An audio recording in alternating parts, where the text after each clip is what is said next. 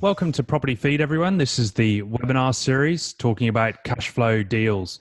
We're joined by Pacific Law, represented by David Netherton today. Afternoon, everyone. Thanks, Dave. What is Property Feed? Property Feed is your platform for building relationships in the property development industry. We connect consultants and contractors to clients, and we are a property development forum for education.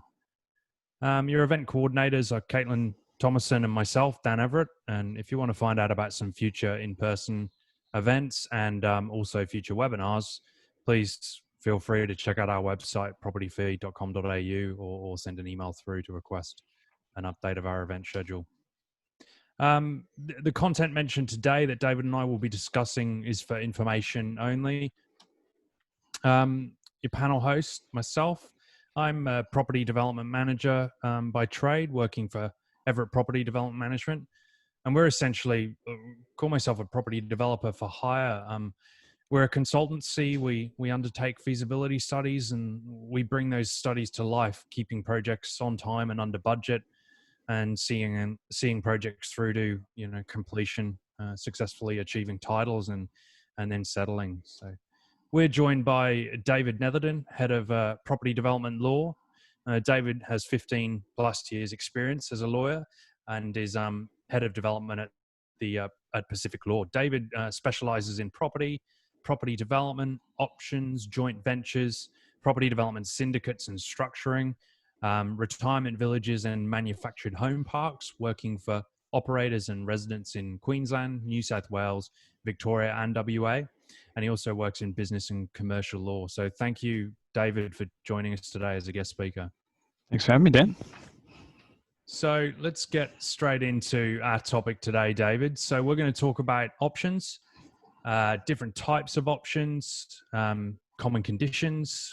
We'll also look at joint venture agreements, abbreviated as JV, some things to consider, some structures, common scenarios, and tips.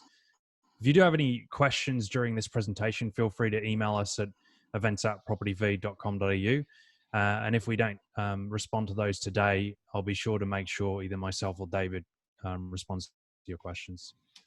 So a few definitions, and I'll just run through these before we bring David in for some of the content we've got to share with you today. So options.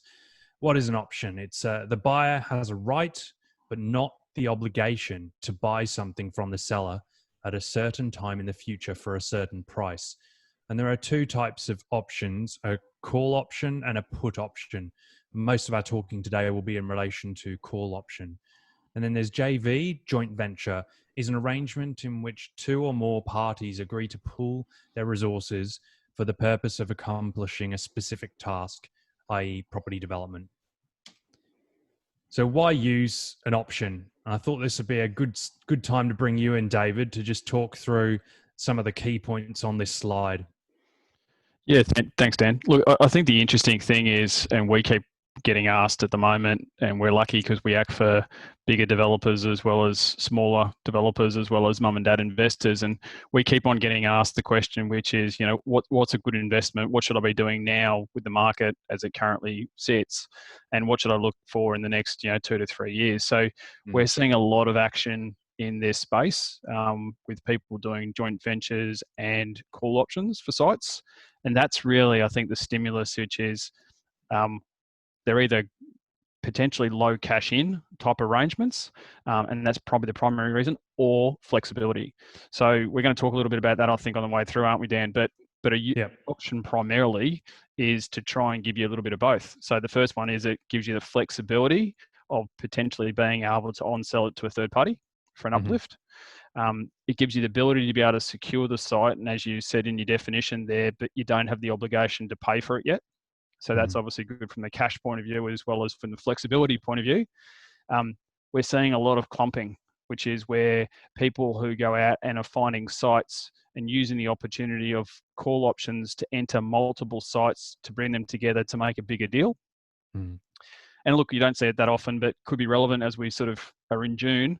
People wanting to push off to the next financial year their contract. So if you sign a contract as today, the general rule is once it's signed today, it's active today. Therefore, you'd pay CGT, capital gains tax, in this financial year. If you wanted Yep. to push it off to next financial year, you'd need to usually use an option to achieve that. And the last one there is that you don't have your buying entity ready yet. Lots of syndicates, lots of scenarios whereby you want to secure the deal, but you don't quite know yet what the entity is that you actually might want to use for your development. Yep. And an option's a great tool to be able to give you the flexibility without incurring the double stamp duty in obviously securing it and then moving it across to the correct entity when you're ready. Yep. Yep. I like that we've got here delaying a purchase to the new financial year. We often think of the benefits of the buyer and being the developer in our sort of field, but this is also a benefit to the seller as well. So, what do you typically find are benefits for the seller with options? Yeah, look, I think the big one for the seller is that they'll hopefully get a higher price. So Yeah. normally with an option comes some form of negotiation around the price. So you're usually saying, I want 6 months option, I want 12 months, I want time in return for a price. So, there's a lot of people in the market probably at the moment who may be wanting a price higher than, what it's actually truly worth. And to Yep. get that price, maybe they've got to give a developer a little bit of time to be able to go off and do any of these things that we've talked about. Yeah. DD and DA. Okay, The thanks, David. clumping, Dan's a big one. The clumping, like we're seeing so much of that at the moment where Yeah. smart people are finding multiple sites and Mm. using the call option period to be able to pull those sites together. So you go on option 1 site, go to the neighbor, option 2, option 3, option 4, and see how many you get. And then you get Yep. to choose which ones you want to be able to do development. Yeah, sure. That's really insightful. Thanks, Dave. Let's go to this slide. So this is for looking into a bit more detail on the call option and what this might look like in terms of time frame. We're not specifically talking about a specific type of project here, but I think this is very relevant to a subdivision, a townhouse development. We could be doing a neighborhood shopping center. The graph would be very similar. So we enter a call option. At the start, we have an option period, and in this graph, we've actually shown it. We're exercising the option period slightly before, and I think I can see why. In this case, we've actually obtained our DA and we've obtained our required pre-sales that would be subject to finance to actually proceed with this one. So, is this a good scenario for how you see an option playing out, David? Yeah, look, normally we can use a conditional contract a lot of the time, which is probably a little bit simpler. But by using an option in this scenario, if it was a normal sort of a development, would give you the flexibility of being able to enter the option and be able to potentially on-sell the deal from the time you enter the option right up the time until the time here where we're exercising the option just before construction. So it kind of gives you that more flexibility. Yep. If you did it under the contract, so you've entered a contract, you then wanted to transfer that to somebody else, you're going to potentially pay the extra stamp duty, second lot of stamp duty if you sent it across, transferred it across under the contract, where the idea is if you do it under the option, you should hopefully be able to avoid the second lot of stamp duty. Yeah. So I think what you're saying there is this option period gives the person with the benefit of the call option the opportunity to actually on-sell it. So developer A could obtain a DA approval, and between this DA approval period and actually exercising that option, could on-sell it to developer B to then, transition through and obtain pre-sales and exercise the option. Correct. And when you get to the point of obtaining your development approval and obtaining your pre-sales, the development obviously gets a lot more secure. We've actually had situations where people under a call option have run right the way through construction even under the call option and never bought it. So it's possible, just kind of unusual. The reason in this diagram was suggested that you exercise the call option just before construction, we're normally seeing that the developer at that point feels comfortable. They've got their DA, they've got their required pre-sales, and they're likely to be getting funding for construction from a bank, and therefore they're really got to be the landowner at the time and before they start, your operational works and construction funding. All right, let's go to a case study and sort of talk this through on a real case scenario. So this is an example that David's been associated with that was one parcel of land with an existing home. And then what has been developed is 14 townhouses around that existing home. If I maybe just annotate just to clearly show that a bit better. So we've got our existing home here, and then around there we've developed 14 townhouses. So at the end of the day, we end up with a 15 townhouse development outcome. So in this project, the development site was just over 4,000 square meters. As we mentioned, 14 additional townhouses, so bring us 15, and there's an indicative example numbers there for feasibility study. I might go straight to the next slide, David, and probably because this is the main talking point for us today is what was the key negotiated elements of this deal, and why have you used a option in this scenario? Yeah, look, the clever one, I suppose, why we've used this as an example is probably just how much money they saved on the way through in the deal. So just to run through some of the terms, they created a separate entity to give yourself some protection. So it was just a $2 sort of company as trustee for a family discretionary trust. So the developer was, sort of protected, not using their own money. They then got an option of 18 months. So they knew that was going to take them some time to get the development approval for the site. And pre-sales after that. Yep. So they sort of said, okay, let's get 18 months. They then thought, okay, well, we're going to put $1 down on the table as far as our call option fee. And we want access, full rights to get development approval. They then went through and wanted a 90-day due diligence period. Now, under options, we don't actually technically need a due diligence period, but they used that as a way of putting less money down on the table earlier. So they had $1 down on day one, and on the 90th day, they agreed to pay $1,000. So it's still next to nothing down on the table. So then they proceeded through. The land was worth about $1 million raw. So that included the current dwelling with no approval on it. And what they were able to negotiate was that they knew that they needed finance from the bank to be able to do construction, obviously operational works on the site. So they knew that they'd get to a point where they got their approvals and they got their pre-sales, they were going to have to buy it. They negotiated with the landowner at that point to only pay, instead of $1 million to the landowner, they agreed to pay $380,000 at that point. They then agreed as part of the deal also to give the landowner the original house, which the person wanted, which was worth, sort of a couple $100,000, and a townhouse, or a large discount at least off that townhouse or other townhouses in the development. So what that let them do in summary was, at the time that they purchased the land to be able to do the construction, the property was worth $1 million, but they only had to pay $380,000 for it, which let them have a great equity position to then go and borrow money from the bank to be able to then do construction of the townhouses. So it kind of nearly funded itself. They've pre-sold. It's similar to pre-selling a unit. Well, but really in this case, the equity, they've already, they haven't had to put the equity on the line for it. So they've got all that equity to play with. Correct. That's it. So from the point of view of not putting a lot of cash in, it was a fantastic deal because they got nearly through, to the whole development with not having to put the $1 million down on the table, which would have been pretty common in this situation. They only had to put down really $380,000. Yeah. That's a good outcome.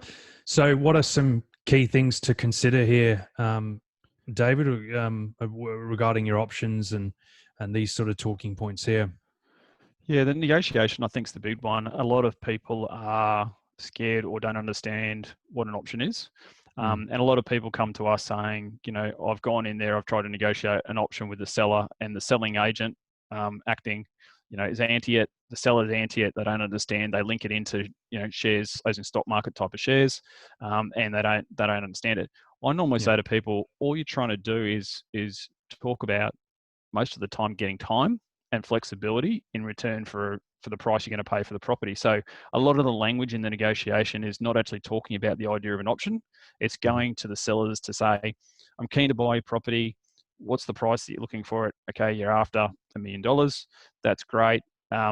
Would you be able to give me 6 months for me to be able to then go off and and do what I need to do. And on those terms, you have a general agreement of the commercial terms. And then it can be the lawyers in the background that sort of talk about the documentation to achieve that. And it's very easy for us to be able to sort of then at that point, once the commercial terms are agreed, say, guys, look, for a bit of flexibility, we want to use an option that sits in front of the contract. All it does is give us a bit more flexibility. It doesn't hurt the seller in any way. Yeah. Okay. And you've got dealing with stamp duty and security of developer. Can you tell me about the security of developer, the caveat item that you've got there? Well, the stamp duty one, I'll just touch upon that because that's an important one too, which is we don't normally pay a high call option fee. So when we enter a call option, we generally only pay $1 as consideration for entering the document because we don't want to pay $5,000, $10,000 or $50,000 because we'll pay stamp duty on that. So if we want to be able to get some money to the seller, and sometimes we do, sometimes we want to say to the seller, here's $10,000 to go and have go and buy yourself whatever, or have a nice holiday, whatever it might be. And we permanently release that straight off. We would normally give that as a security deposit, right? So $1 fee for entering the document, but then a security deposit of $10,000. So you don't pay stamp duty on it. So that's that point. Okay. Then the next one is just the security. If we're going to go through and spend a lot of time and effort and some money in getting our approvals to be able to develop the site, in this case, the seller owns the property. If they were to get injured, pass away, whatever it might be, we have a potential issue as far as we spend a lot of money on the site and a lot of time and effort getting ready to develop it. We need some form of security. So normally what we do is we take a caveat out on the land. It's consenting, so the seller consents to the caveat and it's registered on the property. And then that gives the developer some security to know that, if something happens to the seller, you've still got a site there that they've got rights to be able to continue to develop. Yep. No, that's really important. And what about some experience in the past doing that with unencumbered land versus bank mortgage? Oh, look, we've never had a problem with the caveats with the banks. Generally speaking, if you put a second mortgage on there, it's usually a bigger issue than the caveat. And I know probably a lot of the brokers that might be sort of listening in, would have commentary on this too. But our experience has been, if you're a developer and you're sort of talking about developing it, clearly your incoming bank doesn't really have a problem with a caveat because they understand why it's there. For the seller, if they already have a mortgage and then a caveat's all of a sudden lodged, there might be a dialogue with that seller the landowner has to have with their bank to explain it. But I can't say, in doing this for over 20 years now, I haven't had one that's been an issue ever. Yeah, brilliant. Okay, so we've got possible exit strategies, walk away, proceed to exercise the option, or sell and assign site to third party. So let's have a chat about joint ventures now. So why JV? So party A owns land and party B is a developer, maybe in a scenario.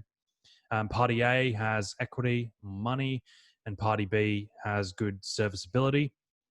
And then party A and B agree to buy and develop a property together. There's some scenarios. David will talk about those in a bit more in a case study. So we want to talk about a 7-lot case study scenario here, and this is still very vague, so project specific. But I just wanted to think about a subdivision sort of context here. So party A owns the block of land, one title. Party B is a developer and wants to develop on that land. So do you want to run through a couple of things that we've ran through here, David, and why are these important to talk about now? Yeah, and the big one, I think, in the market that we're sitting in at the moment, a lot of developers are a little bit gun shy about using their own money and what they're going to do. So over the last, call it 2 months now, we've done a lot of scenarios whereby the developers are looking for people who own land that are prepared to do a JV agreement with them. And the arrangement is just as simple as party A owns the block of land, the developer's coming in and saying, guys, look, we can together make a bit of money off this. Normally the developer probably would have bought it and made all the money themselves, but this time around they're coming to the table and saying, why don't we do this together? You throw in the land, I'll throw in my knowledge and my skill, and we'll work through it under an agreement whereby we share some of the profit at the end of the day. So trying So to find the win-win with yeah, that's it. the option and with this JV scenario. Yep. Yeah, and it's really interesting over the last, call it 3 weeks. We would have done 7 or 8 JVs Mm-hmm. that are reasonably sized sort of developments, and of them, 5 would have been exactly this scenario. They've found a good Yep. site. They've gone to the seller, whereas they would have normally bought it. They've gone to the seller and said, "Guys, look, you want to sell this, or we think your site's a good one. Let's do this together." Yeah.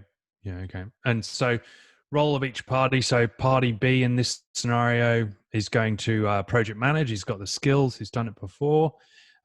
Legal structure. Party A owns land. So, I think that's what we talked about before. That's the security that party B is looking for. Documentation. There's a JV agreement, project services agreement. Do you want to just briefly talk on that? Yeah, look, obviously, I didn't want to spend tonight going through all of the sort of the legal jargon and things to Yeah. consider too much in the JV agreement. But look, what we want to make sure is that if we're doing a development in the landowner's name, and let's say it was their primary place of residence, one of the first things we've got to look at is, okay, what's the risk profile for the landowner and also for the for the developer? What entity should they use to control risk? And the second part of that is, if we make a lot of money, is it going to be a good idea for that to go into the landowner's name? Mm-hmm. So normally at that sort of legal structure, documentation sort of side of things early in the JV, we're looking at win-wins for how do we protect the landowner, what's the best risk protection mechanism for them, as in what legal structure should they be in, is it worth changing it because we've potentially got some stamp duty issues, Mm-hmm. and two, what's the likely result if it's going to earn a couple 100,000 and the people are elderly and on a pension. Well, that's Yep. going to kind of potentially cause them a problem. So we'll look at different mechanisms as to how we can sort of help that through. Yep. Every scenario is different. Mm-hmm. And so, I'm assuming project services agreement is like a development management agreement, just explaining the sort of management side of it, who's doing what, Spot on. who's Yeah, look, responsible for what. yeah, and I Yep. think we might Okay. talk a little bit more about some of the things to put in those in a minute. But Mm, yeah, look, whether you call it a JV agreement or a project services agreement, they have slightly different purposes, sure. and tax positioning for both as well. So you've got to be a Mm, little bit careful about how we title it and how we word things up. sure. But Yep. again, at the end of the day, there's just an agreement between the parties that we're going to do this together. Yep. Yep. GST and taxation. So private land would normally not be subject to GST and no capital gains tax if principal place of residence.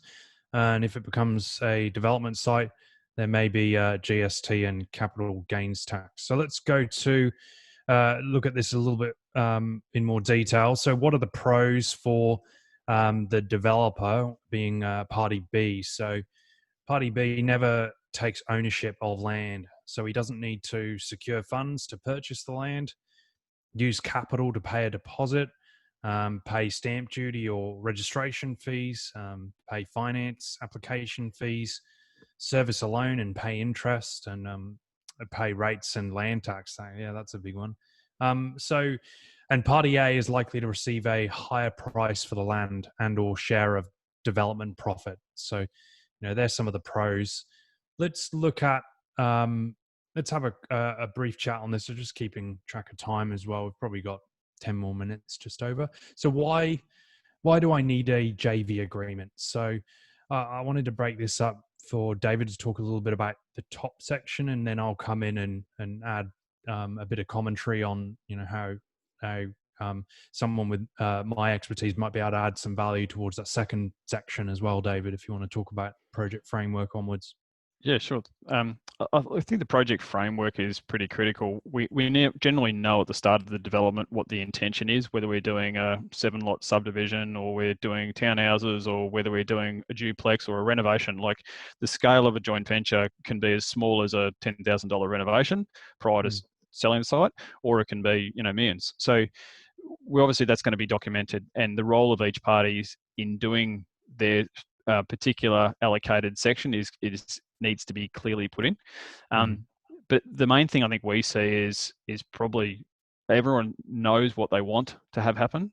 What they forget is what could happen, right? So the job of, I think, a lawyer in this is helping document what we hope to happen, and I call that yellow brick road, right? What we hope to stay on the yellow brick road and all goes well and everything goes perfectly.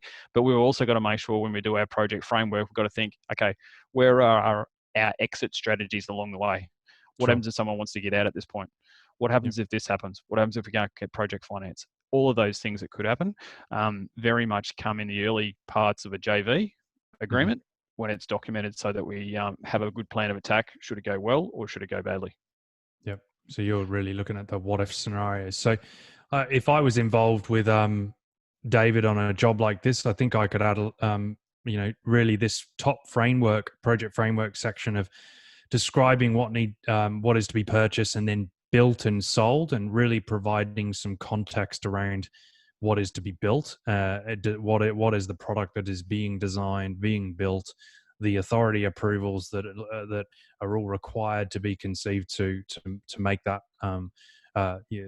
lawful, so you can lawfully build the what is proposed and then sold. So I think that the critical thing there is putting modeling that out into a feasibility study, and then also modeling that feasibility study according to time with a project program, which then coupled side by side, you've got scope, feasibility study, and timeline, allowing quite a sophisticated cash flow forecast to be modeled.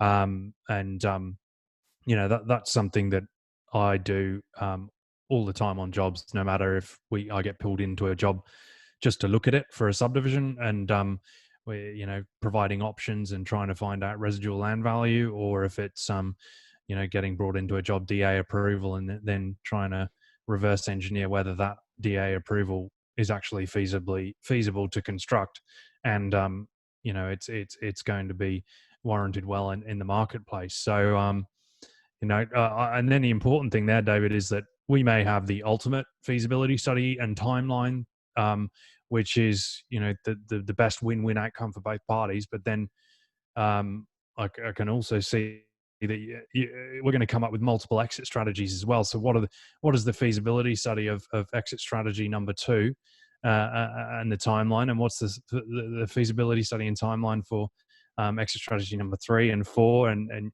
it's quite a whole encompassing job, but so integral, I can see.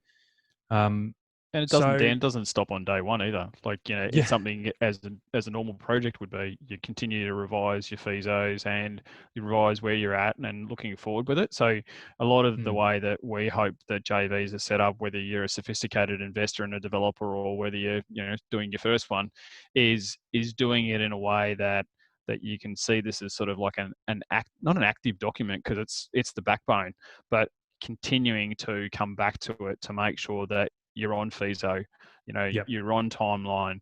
And if you're not, if there's something that's not happening, good communication is usually the key. If that's Mm, not happening well between the parties, that tends to be where we have cracks in the JV. yep. So regular project management meetings where you've got the committee, even if the voting is very much skewed to the developer's benefit, keeping the parties in the loop with where things are up to becomes Yep. critical.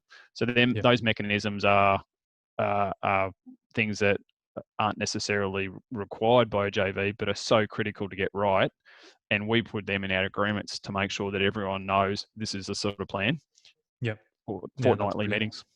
Mm. It's reminding me of what I do in construction contracts. So I'm excited to hear all this work you're putting into it. So, when do I need a JV agreement, David? So, I'll talk about some of the first elements here. So, I'm working for a developer that wants to find a block of land. So, we've identified a development.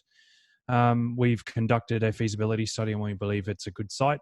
And in doing our feasibility study, we've identified we're going to need to do this in some form of a JV. So we seek to find JV partners and go through some due diligence on the JV partners to assess suitability with feasibility study. And my thinking is that I'm talking to you, David, straight away there, and even before, just double checking things while I'm writing the feasibility study. But um, uh, before, and the key thing at the bottom here is before securing a site. So what are you doing here, David? Due diligence onwards to get us ready to secure that site.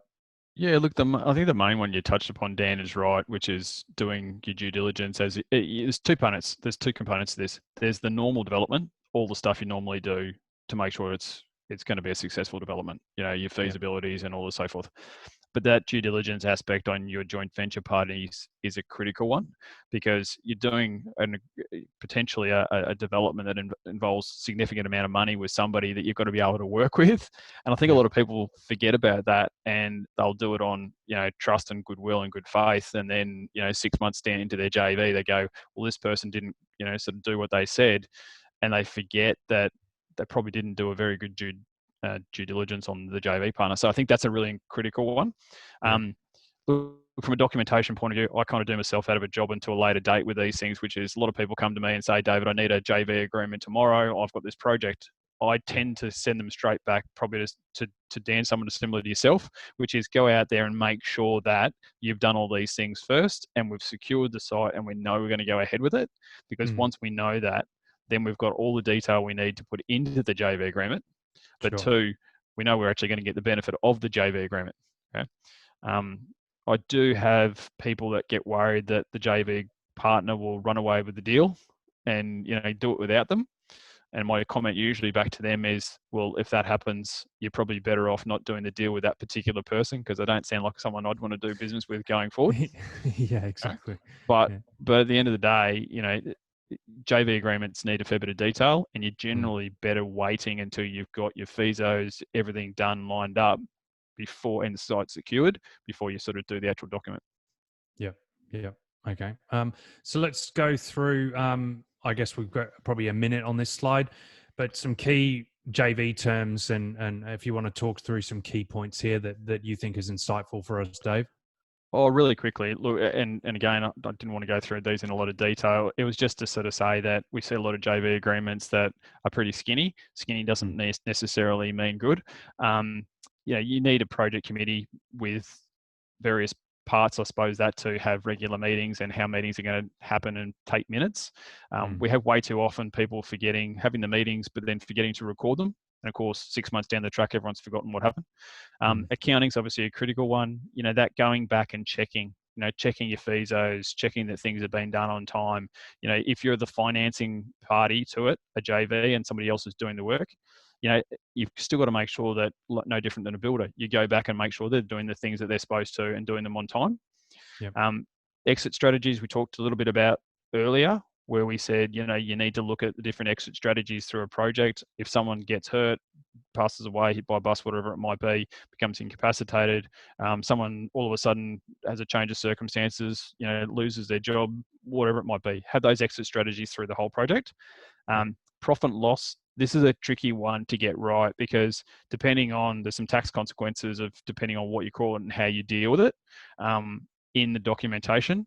But ultimately, you sort of want to work out how that's going to work. So just very quickly then, using our little example here of a 7-lot project, Mm, we're obviously going to have the 7 lots most likely not settle on the one day.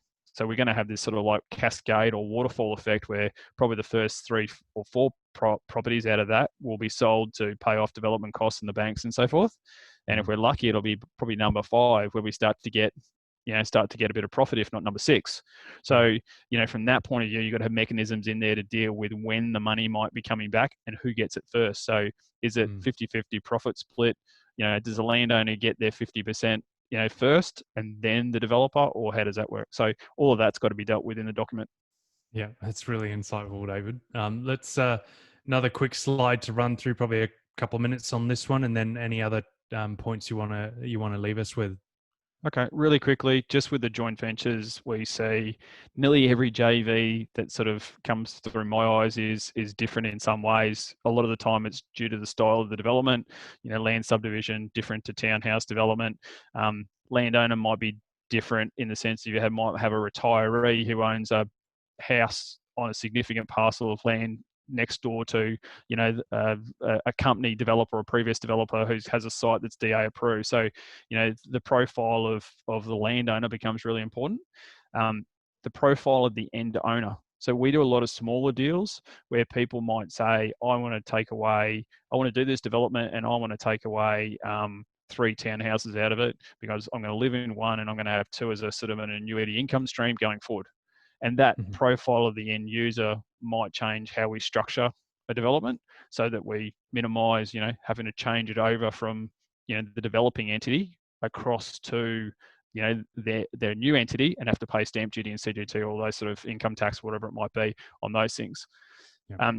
We also look at how many parties. We do lots of deals where, and it's amazing. It always amazes me, even now, there are so many people with money that have available funds for serviceability or cash to be able to do deals. And we do a lot of deals where the developers found the site and we've got 4 or 5 investors.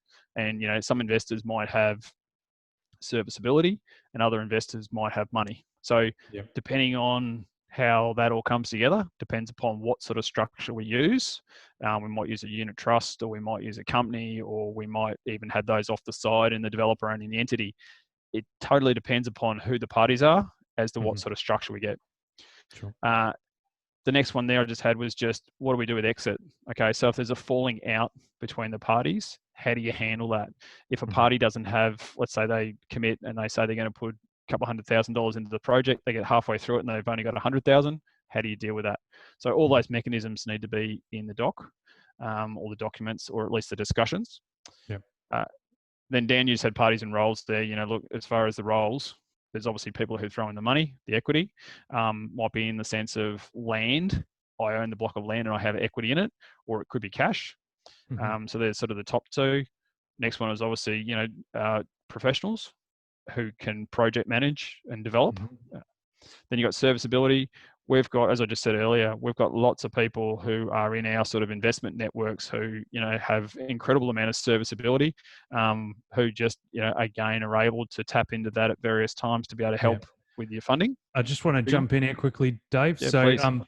we're just going to wrap up now. So if you've got any questions, please feel free to send them through. And thank you, David from Pacific Law. Brilliant chat, really insightful, David, and I'm sure we'll get some questions through. Thank you very much.